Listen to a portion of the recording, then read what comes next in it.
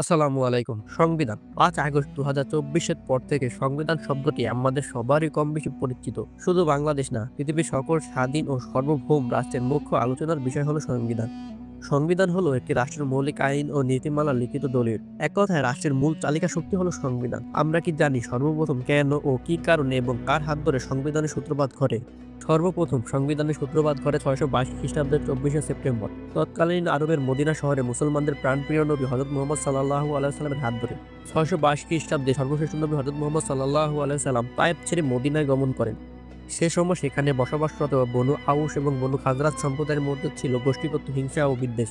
তাই কলহে লিপ্ত দুটি সম্প্রদায়ের মধ্যে ভ্রাতৃত্ব ও সম্প্রীতি স্থাপন ও মদিনায় বসবাসরত সকল গোত্রের মধ্যে সুশাসন ও শান্তি প্রতিষ্ঠার জন্য ইসলামের সর্বশেষ ও সর্বশ্রেষ্ঠ নবী ও রাসূল হযরত মুহাম্মদ সাল্লাল্লাহু আলাইহি ওয়াসাল্লাম একটি সনদ বা সংবিধান প্রণয়ন করেন। ইতিহাসে যা মদিনা সনদ নামে পরিচিত। ইতিহাসে মদিনা সনদের আগে কোনো সনদের অস্তিত্ব পাওয়া যায়নি।